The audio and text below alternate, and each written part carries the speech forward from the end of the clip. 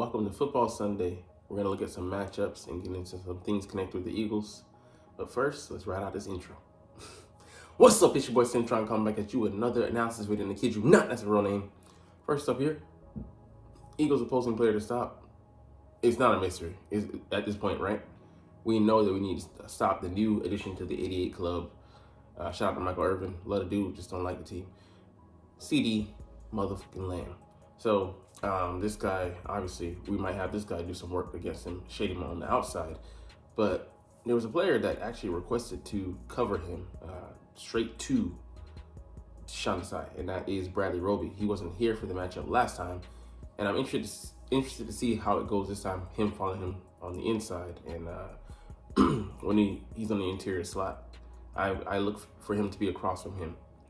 And I think the 31-year-old can do a pretty good job, but we shall see, because CeeDee Lamb, he's a tricky guy.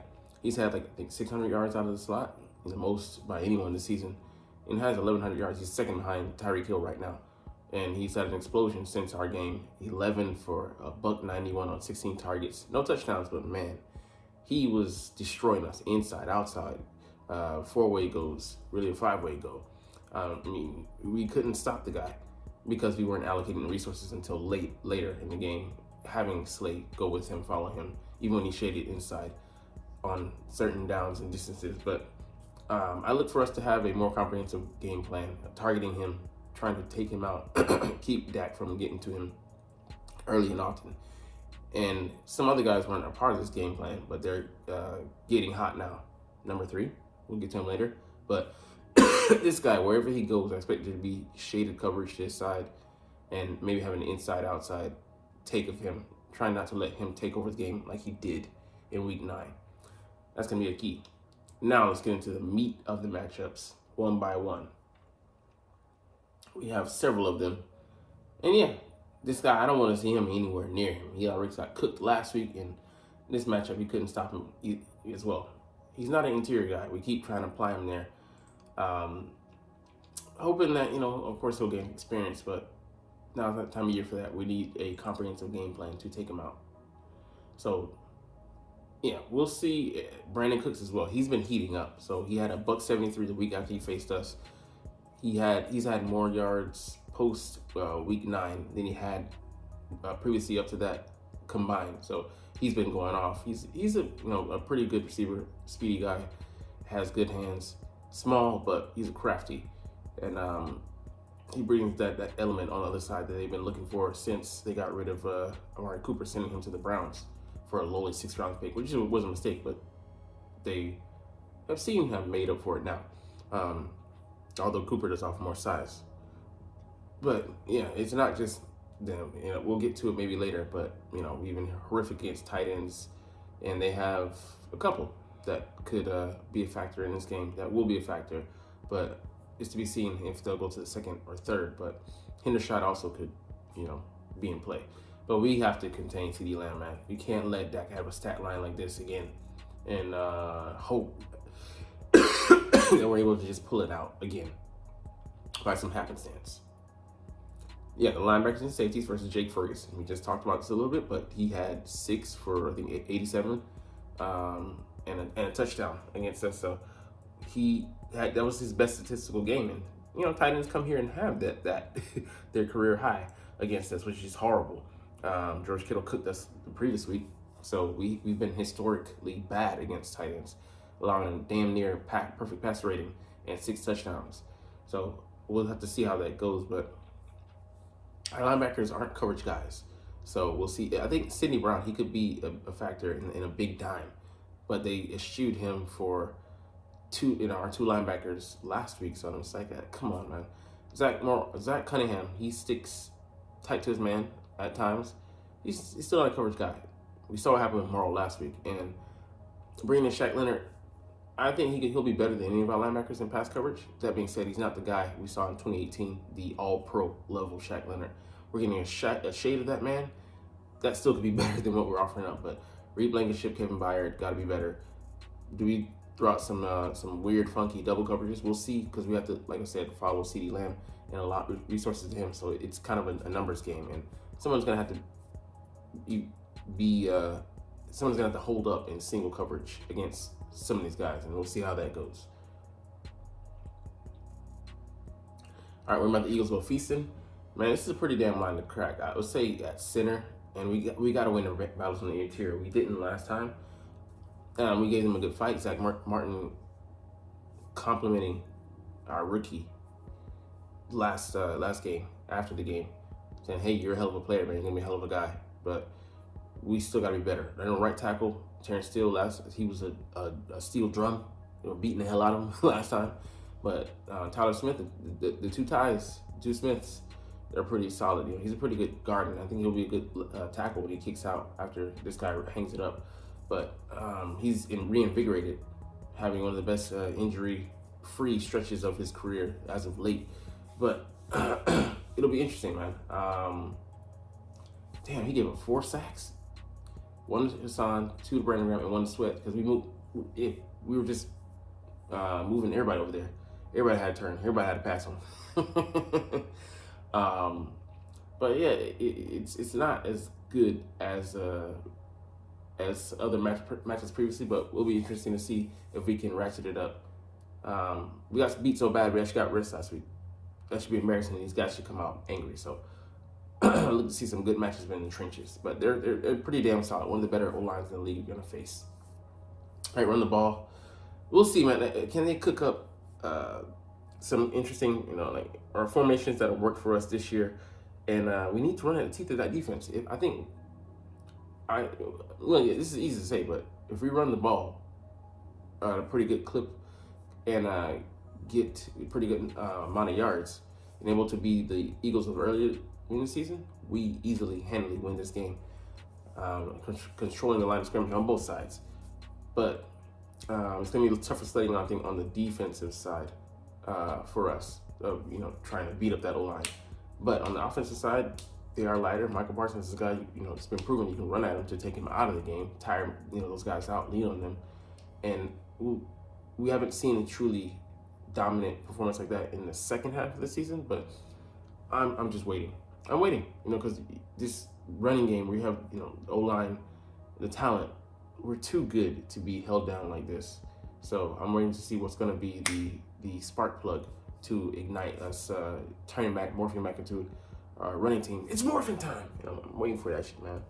Call me a groupie for the Power Rangers. Hell yeah, I am. And I want to see our Green Ranger get the green light. So we got to run the ball much better than we've been doing it, man. I think we averaged 2 or 3, against the 40 Winers. Just pathetic. So you guys have to take that as a challenge and buck up, play better. And yeah, Olamide Zaccheaus didn't get one. AJ Brown didn't play hard enough to sustain the block.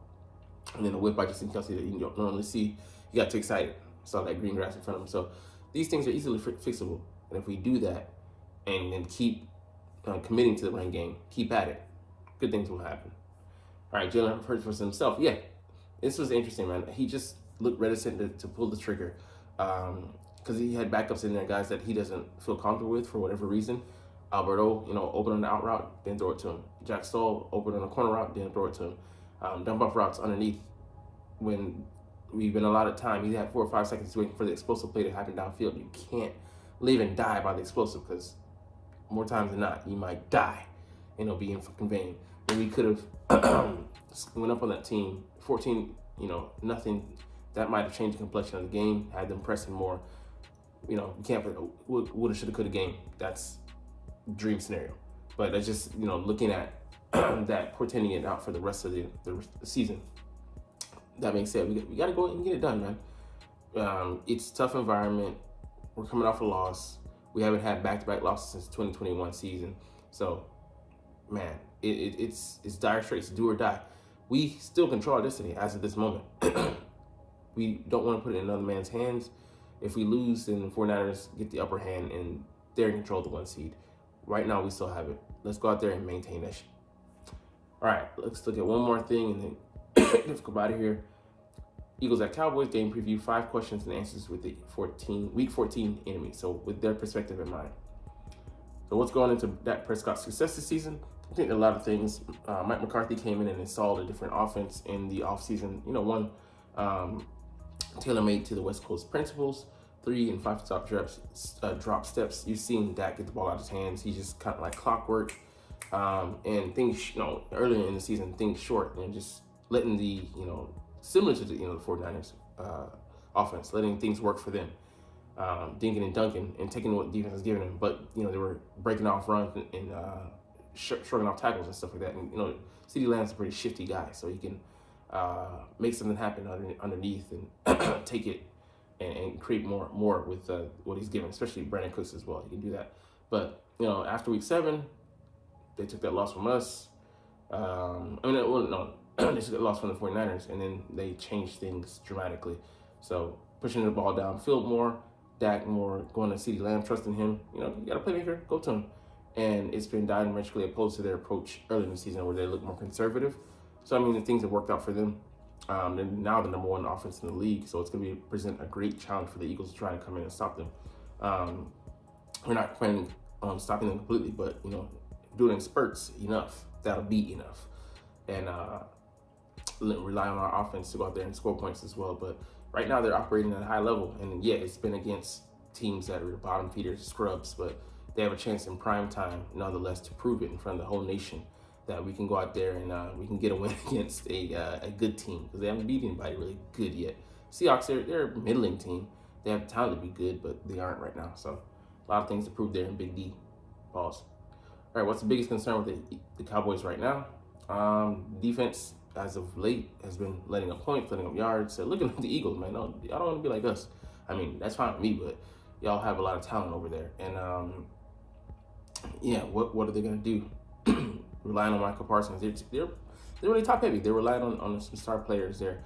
They do have some nice pieces in place, guys that are growing, but it's yet to be seen them come through in the clutch, especially, like I said, against a top tier talented team. And the Eagles may not be what people thought they were. I don't think nothing's really changed. We just got exposed on some things that we've been struggling on all along this year while, racking up wins, being imperfect. It just finally caught up to us, as things usually do when you neglect. But that being said, they have to worry about some things there, because Deron Bland, his last namesake, he gave up $184, $187 to DK Metcalf and Co. Yes, he picked off a pass, but that doesn't mitigate him getting burned for 3 touchdowns. That was a touchdown catch. He took it off the board, but it's 2, and then it was a PI nonetheless. So pretty much they went ahead and scored a touchdown anyway. So pretty much because of him, 3 TDs. But that should be a concern. He's going up against the Slim Reaper. AJ Brown, who's very similar to a guy like DK Metcalf, not as explosive, but he certainly is damn sure talented. So it'll be interesting to see how they try and face us, with us having the addition of Dallas Goedert coming back this week, adding more problems to that puzzle for them to solve. Number 3, to what extent do Cowboys fans care that Shaq Leonard signed with the Eagles instead of Dallas? They're probably butthurt about it, because they could have used the help with Leighton Vander Esch, LVE out, causing a little bit of a hole there. They've had some guys, play well competently, but they're a little bit lighter there with him not being there in the middle. And this guy, like I said, he may not be what he once was, but he still can offer something to a team, especially a playoff team. And I don't know what the hell's going on with this guy, Lee. What the fuck? All right. Anyways, we just have to wing the last one I know. So the last thing here is that we have what players they could actually playing better than suggested. That would be the linebackers, Marquise Bell and Damone Clark. So they bring a presence. I don't know how big Damone Clark is. I know Marquise Bell shot to Florida A&M Rattlers. He's a former Rattler. He was a highly sought after free agent. He's decided Dallas Cowboys. I wish he would have chose the Eagles. Good safety, but they've converted him to linebacker, and he isn't physical. He's the one that broke Dallas Goedert's forearm. He put it out there. So you don't want it broke. Don't put it out there. I don't think it was dirty, but I just I have some ill feelings about that. Anyways, that's not neither here nor there. He is back against the team that hurt him anyway. So it'll be interesting. But they present something interesting there. Lighter, so the run presence may not be as strong, but they provide more of a coverage element. But they're not in bad position. So it would have been a boom for them to sign Shaq, but they didn't get him. So we got him. So anyways, we're going to get up out of here on that, man. A few hours later, you're going to be watching the game. But you're not even here because you didn't even make it this far because you're not even watching, though. But it's all good because I love talking about the Eagles and I love making these fucking videos. So we're going to get up out of here, go and get that dub, chunk the deuces, and get a dub. See how that connects. Anyways, like I said, like I always say, it's fly, Eagles, fly, and let's motherfucking go. Like, comment, share, subscribe. Thanks for watching. Check me out at Centron Anime, Centron Life, or Centron Laughs, or other social media.